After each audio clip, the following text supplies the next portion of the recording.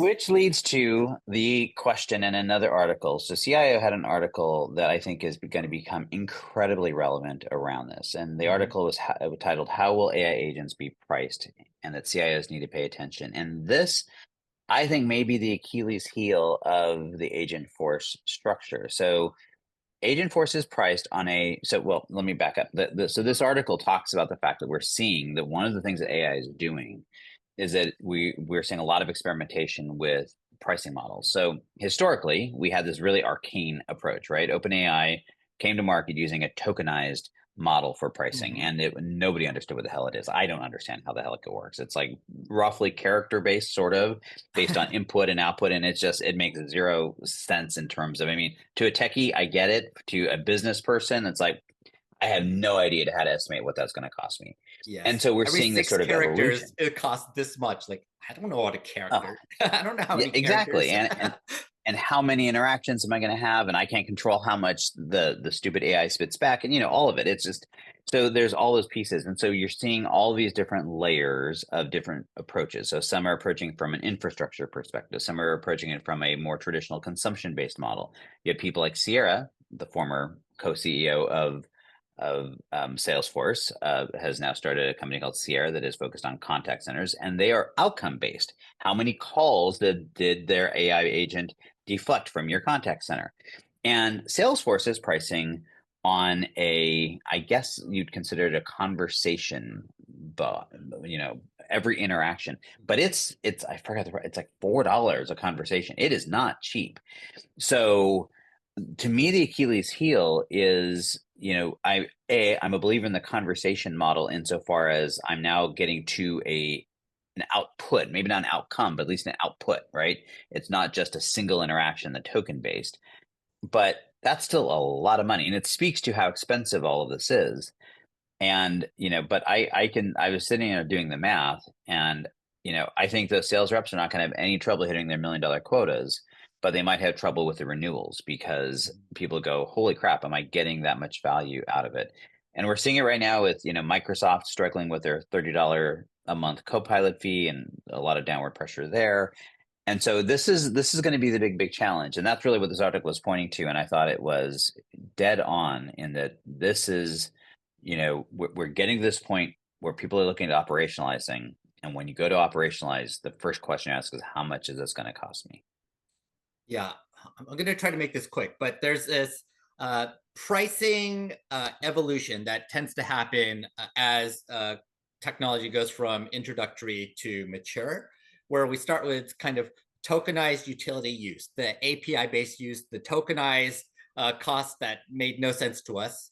Often there will be this intermediate bridge where we have this cost-based pricing, which is a fool's game. Everybody who has an MBA in pricing looks at cost-based pricing and basically says, oh, you have no idea what you're doing because you're not basing this on value. You're literally just basing this on how much it costs you because you have no idea what kind of value you actually have for your product. Exactly. Yes. But the more relevant ones are either that you're trying to replace work, which is what Salesforce is trying to do. They're basically saying, we think it costs you whatever, $5 to take a call. So if we charge you $4 to answer a question instead, that's how we're grabbing that amount of value. Or so you can say you're saving whatever 10 minutes of time, $5, something like that. You can also look at pricing based on outcomes, which is not simply did I take the call, but did I solve the customer's problem? This is obviously a harder thing to solve, but I guess if you looked at closed cases rather than simply interactions, you might be able to charge based on closed cases. But eventually you get to a mature point where all of that is taken for granted, and you basically have to go to unlimited usage at the end of the day, which is what typical SaaS pricing, which is what people actually want because it's predictable and you know what you're trying to get done and you have an idea of how much you're going to be using it.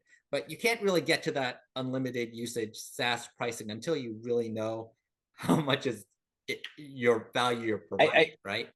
I do think it's interesting, and I think that the one, and I think the article sort of addressed this, but Mm-hmm. I feel like it didn't come through quite as much as I would have liked, is that this isn't, we're not going to end up with one pricing schema. We're not going to normalize against anything because AI is this massive category with thousands and thousands of potential use cases, and every use case has the potential for a different pricing model based on how defined I can make it and how, or not. And so I think that's going to be the interesting and challenging part. And if you are a CIO, you nailed it. And I say this repeatedly: the name of the game is simplicity and predictability, and they go hand in hand, right? The more complex it is, the less predictable it becomes because I don't know all the moving parts. And so, but the hard part right now for AI in particular, as opposed to say cloud, where you had the scale covered so many of those knowledge gaps, right? Because I could create the scale where as my scale increased, my cost went down. AI, it's almost the opposite. And my scale increases, my costs go up. And so that makes this very, very challenging in the short term. And I actually fully expect that we'll see a couple burnouts where we see companies that have misjudged it and are going to be like the restaurant that had amazing food and everybody loved, and they go out of business because they couldn't make any money. And so, I think we're going to see some of that. But I think as a CIO, you need to be really looking hard and asking yourself, how are you? And I loved what you said, that the cost plus means you don't know how you generate value. I think the CIO is also going to have that challenge. It's like you need to understand for every single AI implementation that you go down the road on, every AI you implement, you need to understand explicitly how you as an organization are going to get value from it so that you can quantify it and compare it to the cost model. And that may not be an outcome driven or even output driven. It may be something like a conversation because that's how you can align it. But whatever it is, you have to get those in alignment. And that's where I think Salesforce could go off the rails here because I'm not sure that's going to be aligned. But yeah, there's this article in Harvard Business Review, probably about 20 years ago now, by John Gorville, who said that innovators have to provide basically 9 times the value that the customer compared to the price, partially because they are overweighting their own value by 3x, and consumers are underweighting by 3x, a third, because they are unsure of the benefits that they're going to get. So you've got to provide 9x value for an innovative new product for a customer to feel comfortable buying it. And I'm not sure that something like $4 a use case provides enough of a leeway for an innovative customer to say, I'm going to move forward with this.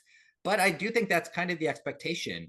If you're paying for something that's $100 a month as a business user, I don't think it's unreasonable to say, yeah, I'm expecting like $1,000 of value from this, because that's kind of the expectation we have from SaaS nowadays. Yeah.